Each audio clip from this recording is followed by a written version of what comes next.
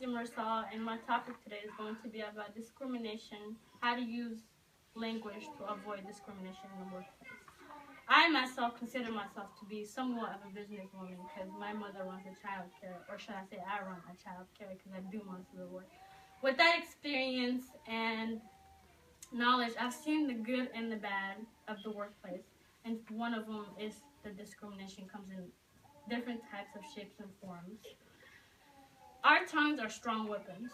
Our words can be used to discriminate against each other. Today I'm going to talk about how to correctly use language to avoid sex-role stereotyping, demanding expressions, and language used for minority groups.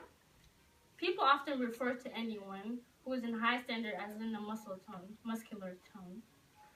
For example, somebody might say, I'm looking for a boss who can hold his own ground. That word his should only be referred to a male gender. And why does that job description have to be only for males? So we can rephrase that sentence saying, I'm looking for a competent boss, or somebody who is a strong person. Because of our typical stereotyping, women are much less likely to be at a higher powered job levels, such as CEOs. According to today's workplace, less than 60% of Fortune 500 corporate officers are women, and less than 2% of Fortune 500 and 1,000 CEOs are women. A responsible and sensitive professional will never demean assumptions about gender roles, whether such words as chairwoman, chairman, congresswoman are sexist and hurtful, or whether their substitutes as chairperson and the member of Congress are necessary, is still an argument for people nowadays. But we can avoid arguments and possibility of the hurt with the use of reasonable substitutes. It's worth it. Gender assumptions aren't the only uncomfortable situations.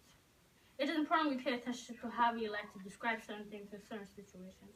For example, like I said earlier, the word his should only be used to refer to the male gender. For example, how many of you guys had a teacher or a boss say, who wants to go first with his presentation? Going back to the whole referring and using words that should be for the male gender in normal sentences. Rather, we can say, who would like to present their presentation first? That would avoid excluding the female gender or anyone who do not consider themselves to be a male. It is not acceptable to present material with disclaimer that all masculine nouns and pronouns are to be taken as referring to both males and females. Demeaning words can be used to demean someone in minority groups as well. For example, how many of us have used someone's race to refer to them? Like saying, oh, certain person, the Asian one, certain person, the black one. How many of us have said that before? An individual should not be represented by their race in the workforce. Using terms like that is unprofessional and makes people around you uncomfortable. Avoid racial words that might be offensive to certain groups or races.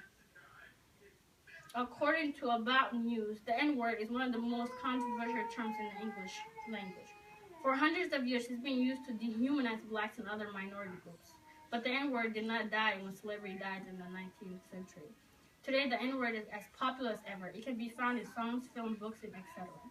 Yet there is fierce debate about which groups can use it. Is it only appropriate for blacks to use? Can every race say it?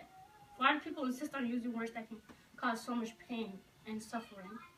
As a general rule, it is good to remember that you should only refer to a person by character when it's relevant or necessary to the discussion at hand.